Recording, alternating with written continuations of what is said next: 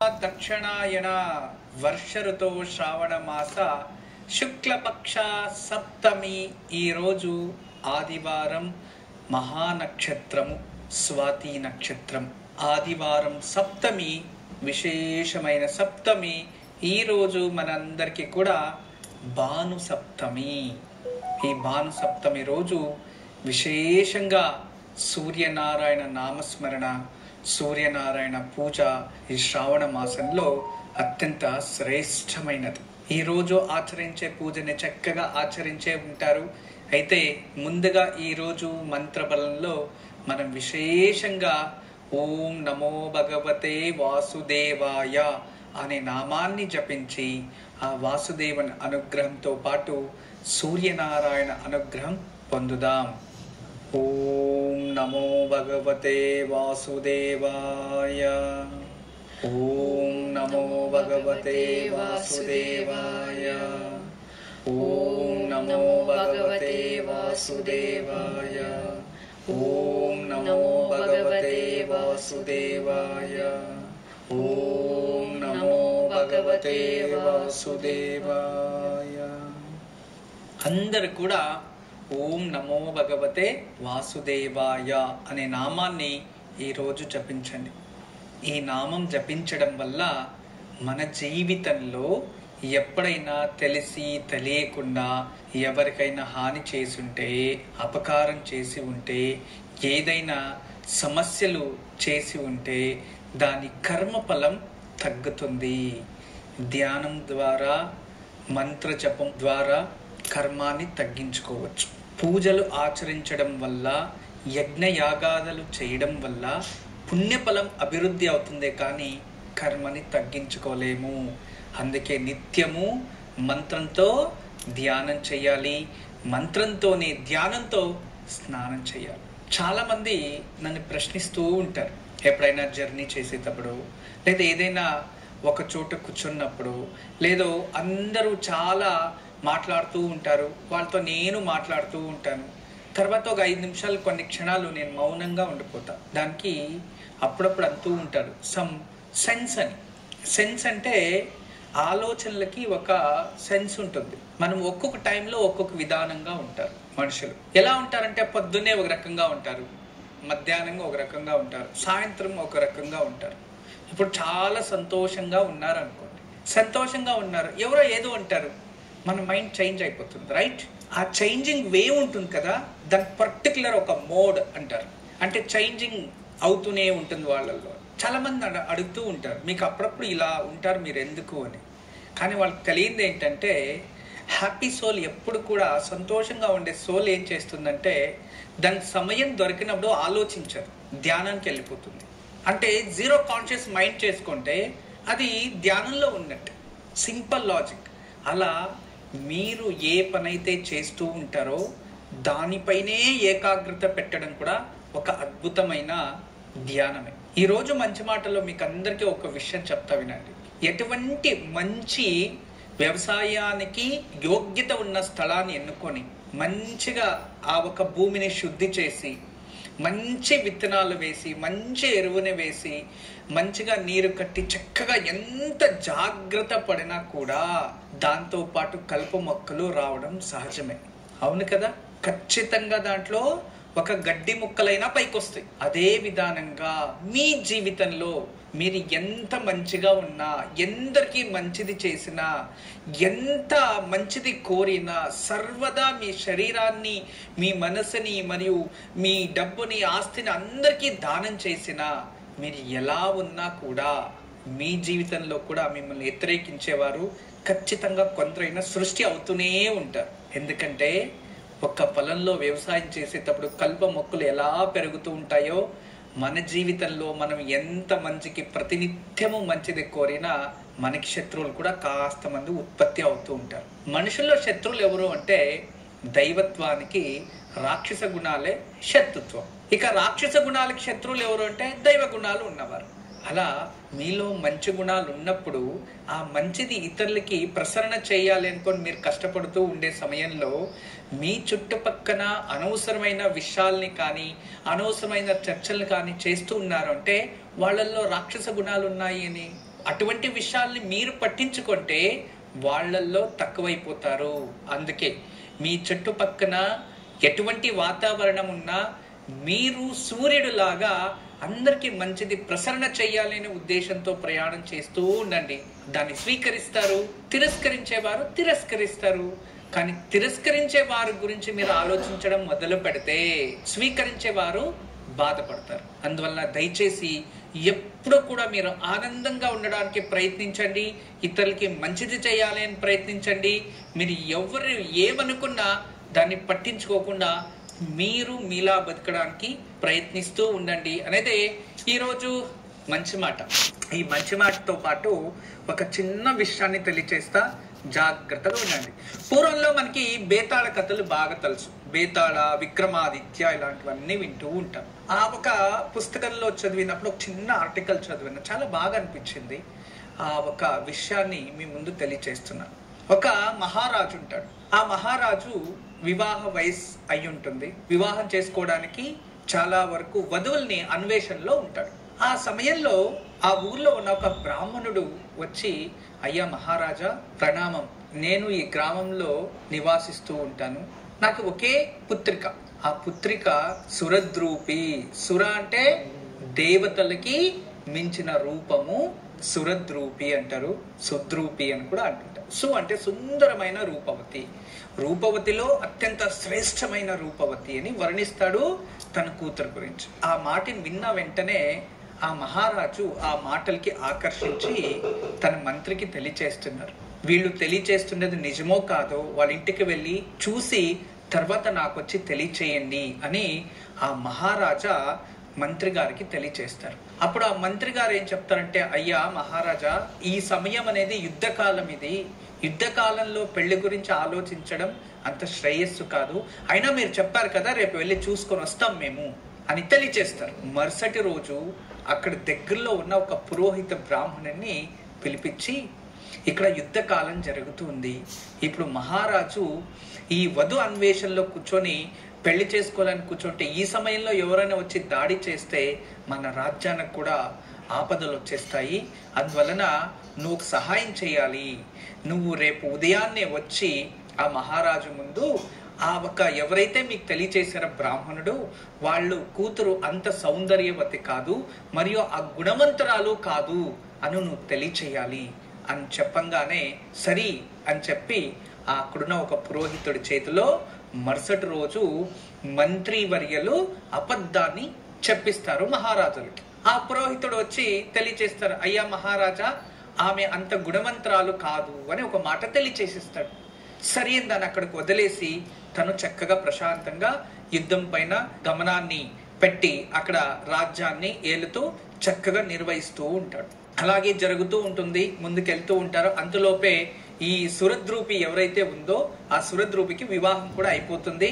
అక్కడే ఉన్న ఒక సైనికుడితో వివాహం అయిపోతుంది. చక్కగా వాళ్ళంతకు వాళ్ళు ఉంటారు. ఒకరోజు ఇతను మారు వేషంలో నా ప్రజలు ఎలా బతుకుతున్నారో చూద్దామని ఆ మహారాజు అలా తను రాజ్యంలోకి ప్రవేశం చేసి అక్కడ ఒక దేవాలయం పక్కన కూర్చొని అక్కడ కొన్ని పక్షులు ఇవన్నీ అక్కడ ఉంటే వాటికి ఆహారం వేస్తూ అలా ప్రకృతిని వీక్షిస్తూ ఉంటారు. ఎవరు ఎలా ఉన్నారు, ఏం మాట్లాడుకుంటున్నారు అని వినడానికి ప్రయత్నిస్తూ ఉంటే ఆ సమయంలో ఆ సురద్రూపి ఆ సైనికుడితో అలా వెళ్తూ ఉంటే ఆ దృశ్యాన్ని చూసి అతను తెలియకుండానే అతని మనసు ఆమెను ఆకర్షించినప్పుడు ఎవరు వీళ్ళు, ఎప్పుడు నా కంటికి కనబడలేదు కదా, ఇంత సురద్రూపి ఎవరు ఈవిడ అని చూస్తే అప్పుడు ఆవిడకి వివాహం అయినట్టు తెలుస్తుంది. అప్పుడు తెలిసిన వెంటనే ఆవిడ ఎవరు, ఎప్పుడు వివాహం అయింది కనుక్కోండి అనగానే పక్కలో ఉన్న మరొక సైనికుడు, అయ్యా మహారాజా, ఇంతకు ముందు వధు అన్వేషణ సమయంలో మనము ఆవిడ్ని వివాహం చేసుకోవాలి అని అనుకున్నాము, కానీ ఆవిడ మంచిది కాదు, గుణవంతురాలు కాదు అనడం వల్ల మనము ఆవిడ్ని నిరాకరించాము అని తెలియచేయడంగానే ఇతని మనసు బాధపడుతుంది. అరే, ఇంత ఒక సురద్రూపి, ఇంత గుణవంతురాలు, చూడ్డానికి అందంగా ఉంది, ఇక్కడ దేవాలయంలో కూర్చొని అందరికీ సేవ చేస్తుంది, ఇంత సద్గుణవతిని నేను దూరం చేసుకున్నానా అని చెప్పి అతనికి మానసికంగా అక్కడ వేదన పడడం ప్రారంభమవుతుంది. అలా ప్రారంభం అవుతూ తన ఆస్థానానికి వచ్చేస్తాడు. వచ్చేసి ఆ పురోహితుని పిలిపించి, నువ్వేం చేశావు అని అడిగితే నిజాన్ని చెప్పిన వెంటనే ఆ పురోహితుని మరియు ఆ మంత్రిని ఇద్దరిని కూడా కారాగృహంలో పెట్టేస్తారు. పెట్టేసిన తర్వాత ఇతను చాలా బాధపడుతూ వెత అంటే ఏదో తెలియని డిప్రెషన్ అంటాం, దాంట్లోనే ఉండిపోతాడు.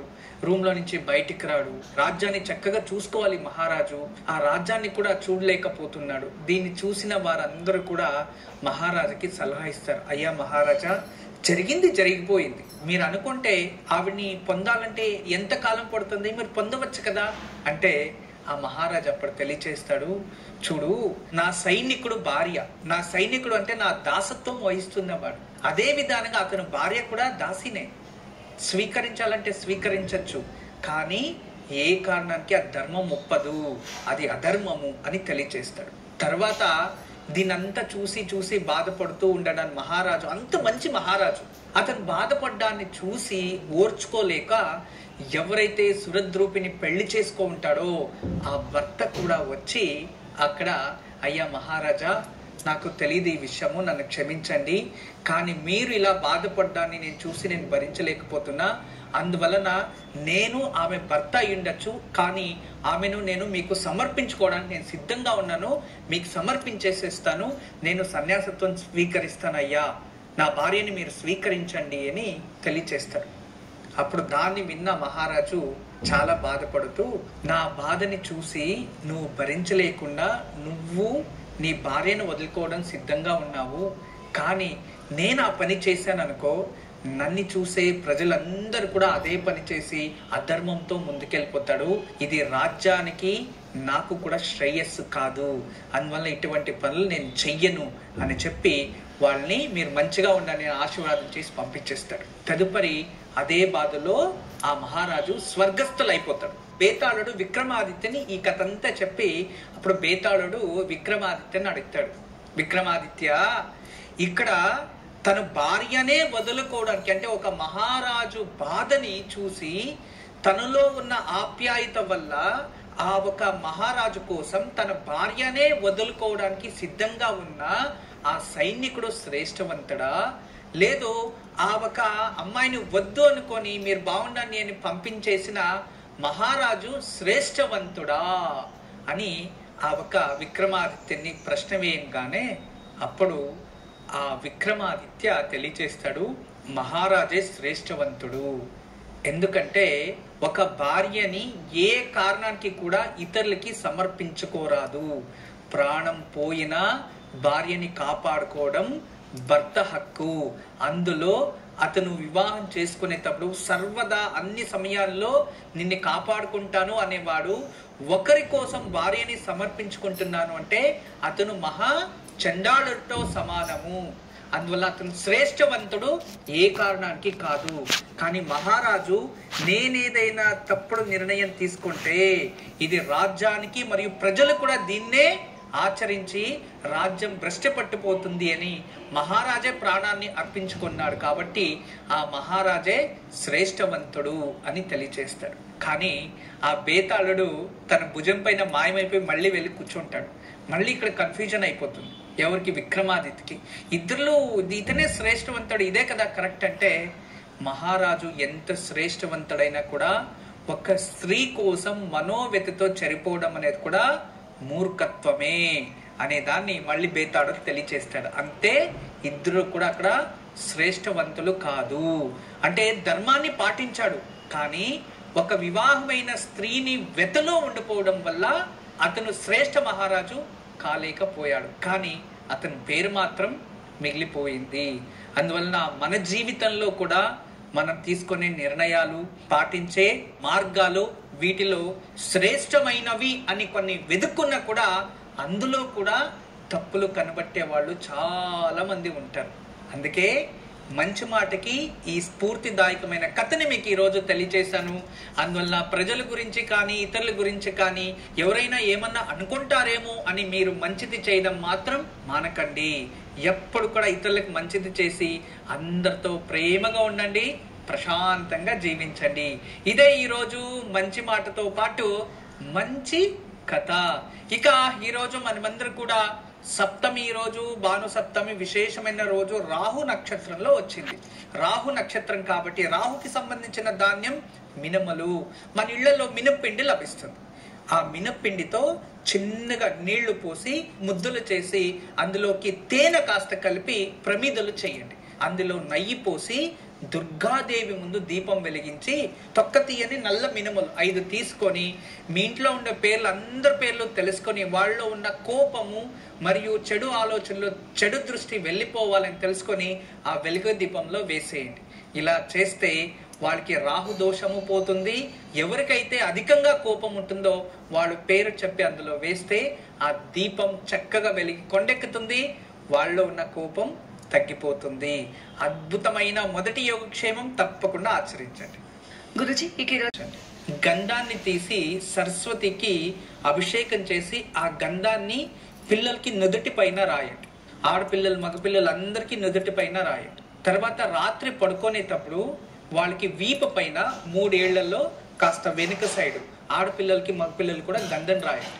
అభిషేకం చేసిన గంధం అలా చేయడం వల్ల వాళ్ళకి పాజిటివ్ ఎనర్జీ అంటాం, దైవ శక్తి అనేది అధికమవుతుంది. చెడు ఆలోచనలు, చెడు దృష్టి రాదు. జ్ఞానం వైపు వాళ్ళు ఏకాగ్రత పెంచుకుంటారు. అద్భుతమైన యోగక్షేమం. కానీ ఈ పూజ చేసిన తర్వాత సరస్వతి అష్టోత్తరాన్ని కంపల్సరీ చదువుకోవాలి. క్షీరాన్నాన్ని, తెల్లటి అన్నాన్ని నైవేద్యం పెట్టాలి. ఆ ప్రసాదానికి పిల్లలకి భుజించాలి. కానీ గుర్తుపెట్టుకోండి, మీరు శాఖ ఆహారం సేవించే ఈ పూజని చేయాలి. రాజసిక ఆహారాలు సేవించేసి ఈ పూజ చేసి వాళ్ళు నాన్ వెజ్ తిన్నారు పెట్టాలా వద్దా అంటే ఖచ్చితంగా చేయకండి. సాయంత్రం వరకు శాకాహారం సేవించి ఈ పూజని, ఈ యోగక్షేమాన్ని మీరు ఆచరిస్తే ఖచ్చితంగా దాని ప్రతిఫలంతో మీ పిల్లలు సద్బుద్ధితో, జ్ఞానంతో పెరుగుతారు. గురుజీ, మరికొంతమంది కాలర్స్ తో మాట్లాడే ముందు కార్యక్రమంలో మరో విరామం తీసుకుందాం. ఓంకారం ప్రత్యక్ష ప్రసార కార్యక్రమంలో మరో విరామం.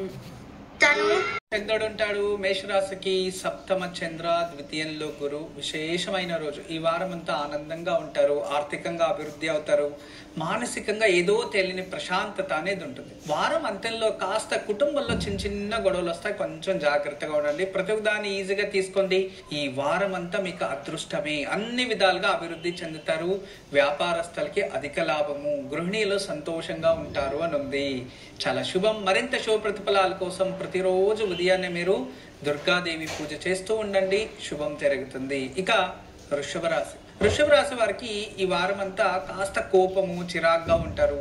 ఏదో అనుకోని పని జరగలేదు, ఏం చేయాలి కన్ఫ్యూజన్ లో ఉంటారు. కానీ పొద్దున్నే కన్ఫ్యూజన్ లో ఉంటారు, సాయంత్రం లోపల మీరే సంతోషంగా ఉంటారు. మంచిదే జరుగుతుంది. పురుషులు కొంచెం దూర ప్రయాణాలు అవన్నీ కొంచెం అవాయిడ్ చేయండి. వెహికల్స్ డ్రైవ్ చేసే వాళ్ళు కొంచెం జాగ్రత్త ఉంచితే చాలు. ఇక ఆరోగ్య రీత్యా అభివృద్ధి ఉంటుంది. వ్యాపారస్తులకి వ్యాపారంలో అధిక లాభం అనేది ఉంటుంది. స్త్రీలకైతే ఈ వారంలో వాళ్ళ ఇష్టార్థాలు సిద్ధిస్తాయి. కానీ మానసికంగా ఒత్తిడి ఎక్కువ తీసుకుంటారని ఉంది.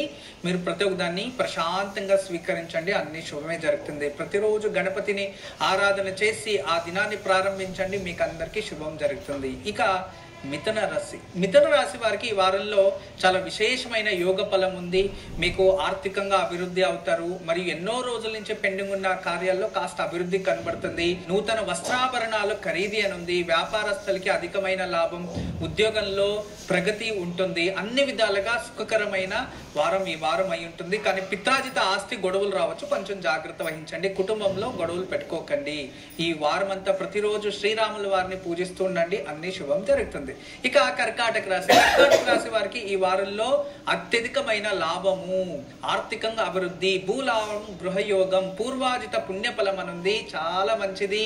ఇల్లు లేదా భూమి కొనడం, ఏదైనా ఇన్వెస్ట్మెంట్ చేయడం, బంగారు కొనడం ఇలాంటివి జరుగుతాయి. అంతేకాదు కుటుంబంలో మంగళ కార్యాలు ఇటువంటివి జరుగుతాయి. పిల్లలకి శుభం జరుగుతుంది అనేదే ఉంది. కర్కాటక రాశికి మరింత శుభ ప్రతిఫలాల కోసం హనుమంతుణ్ణి పూజిస్తూ ఉండండి ప్రతిరోజు, మరింత శుభ ప్రతిఫలాలు మీవే అవుతాయి. ఇక సింహరాశి. సింహరాశి వారికి ఈ వారంలో అధిక లాభం, కాస్త మానసిక ఒత్తిడి మరియు అనారోగ్య సమస్య అనుంది. కొంచెం అంటే మీరు చేసే పనిలో ఒత్తిడి తెచ్చుకుంటారు, తగిన ప్రతిఫలం కూడా ప్రాప్తిస్తుంది. కానీ ఆరోగ్యంలో కొంచెం జాగ్రత్త వహించండి. మరియు స్త్రీలకైతే కొంచెం గర్భకోశం రిలేటెడ్ ఇన్ఫెక్షన్స్ ఇలాంటివి రావచ్చు, జాగ్రత్తగా ఉండండి. చిన్నపిల్లలు కాస్త కంటికి సంబంధించిన ఏదైనా వ్యాధులు రావచ్చు, ఏదైనా పనిచేసేటప్పుడు జాగ్రత్త వహించండి. ఇక వ్యాపారస్తులకి అధికమైన లాభం ఉంటుంది. దూర ప్రయాణాల్లో లాభం కనబడుతూ ఉంది. కాస్త ఆహారం తినేటప్పుడు, నీళ్లు తాగేటప్పుడు ఇన్ఫెక్షన్స్ రాకుండా ఉత్తమమైన ఆహారం నీరుని స్వీకరిస్తూ ఉండండి. ఈ వారం అంతా శుభ ప్రతిఫలాలు మీవే అవుతాయి. సింహరాశి వారు ప్రతిరోజు కూడా శివారాధన చేస్తుండండి, మరింత పుణ్యఫలం ప్రాప్తి అవుతుంది. ఇక కన్యారాశి. కన్యారాశి వారికి ఈ వారంలో కొంచెం కోపం ఎక్కువ ఉంటుంది. చిన్న చిన్న విషయాలు మనసు తీసుకొని గొడవలు చేసుకునేస్తూ ఉంటారు. ఎవరైనా ఏదైనా అడ్వైస్ చెప్తే మీకు నచ్చదు, అలా స్నేహితులను కూడా శత్రువులుగా మార్చుకునే అవకాశాలు మీలో ఉంటాయి. కాబట్టి అయినంత వరకు మౌనంగా ఉండండి. ప్రతి ఒక్క దాన్ని ఈజీగా తీసుకుంటూ ఉండండి. ఆర్గ్యుమెంట్స్ ఎవరి దగ్గర చేసుకోకండి. ఉపాధ్యాయుల రంగంలో ఉన్నవారు కాస్త జాగ్రత్తగా ఉండండి. మరియు ఈ వారంలో ప్రభుత్వ ఉద్యోగంలో ఉన్నవారు కూడా కొంచెం జాగ్రత్త వహించండి. వ్యాపారస్తులకి లాభమే ఉంది, మంచిగానే ఉంది.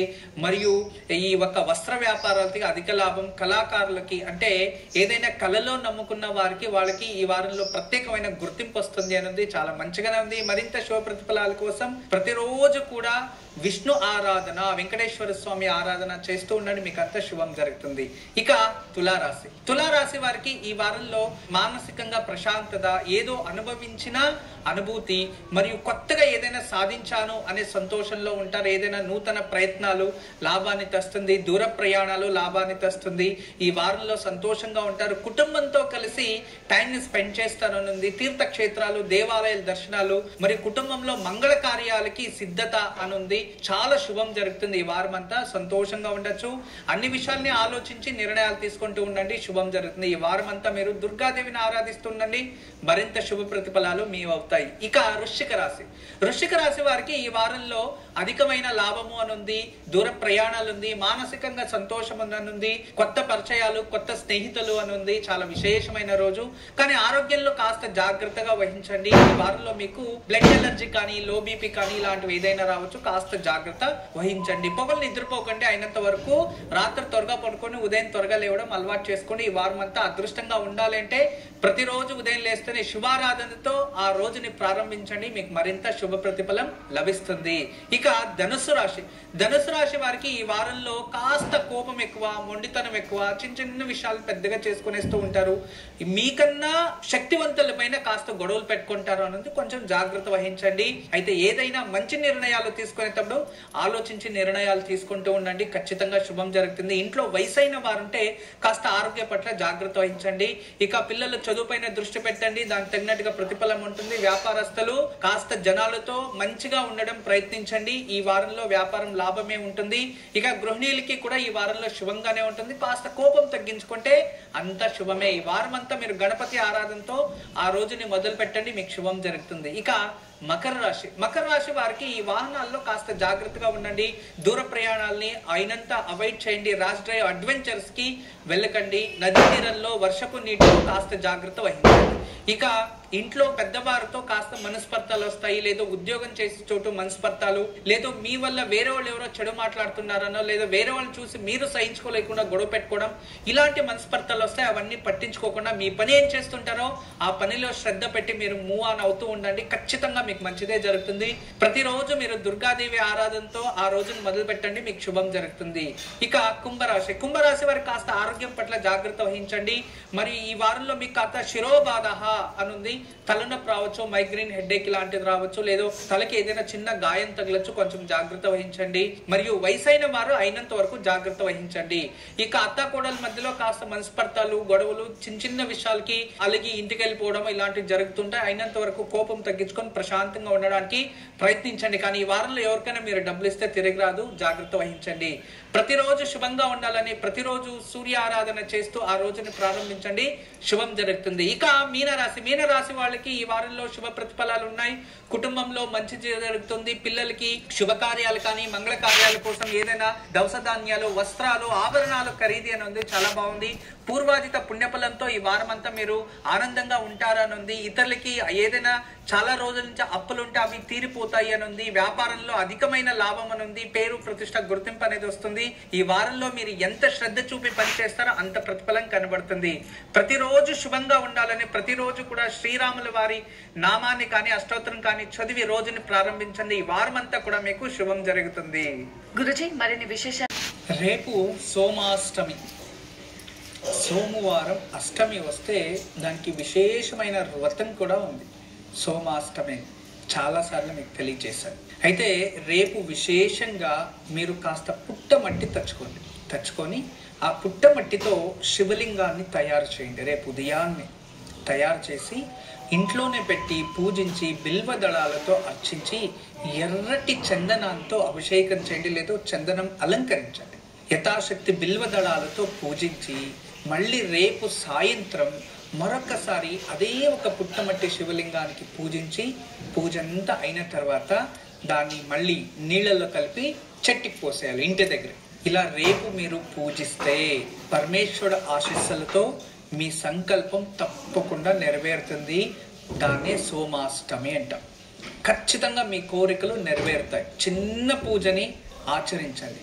మట్టి అంటే ప్రకృతిలో నుంచి తీసి దాన్ని ఆరాధించి మళ్ళీ ప్రకృతికే సమర్పించుకోవడం, ఇంతే. అలా ప్రకృతిలో మనం ఏం కోరుకున్నా ఆ ప్రకృతి మనకి అందిస్తుంది. అంత అద్భుతమైన ప్రతిఫలం రేపు ఆచరించే పూజలో ఉంటుంది. గురుజీ ఇక ఈరోజు యోగక్షేమాలు తెలియజేయబోతున్నారు. ఈరోజు సాయంత్రం ఎక్కడైనా పారిజాత పుష్పాలు దొరికితే చూడండి. కొన్నైనా పారిజాత పుష్పం, దేవలోక పుష్పము అనే విశేషం. ఈరోజు సాయంత్రం ఆంజనేయ స్వామి విగ్రహానికి కానీ లేదు ఆంజనేయ స్వామి దేవాలయంలో కానీ పారిజాత పుష్పాలు సమర్పించుకుంటూ ఆంజనేయ స్వామికి పూజిస్తే సమస్త విధమైన శని దోషము దూరం అవుతుంది. మీకు ఏదైనా కోర్టు గొడవలు లేదా ఇంట్లో ఏదైనా ఆపద లేదా ఏదైనా చిన్న విషయంలో ఆపదలో ఏదైనా చిక్కు వేసుకొని ఉంటే ఈరోజు సాయంత్రం భక్తి శ్రద్ధతో ఆంజనేయ స్వామికి పారిజాత పుష్పాలని సమర్పించుకొని పూజించండి. త్వరలోనే ఆ ఒక సమస్య నుంచి బయటకు వచ్చేస్తారు. అద్భుతమైన యోగక్షేమం ఆచరించండి. గురుజీ చక్కటి యోగక్షేమంతో పాటు మరెన్నో విశేషాలు తెలియజేశారు.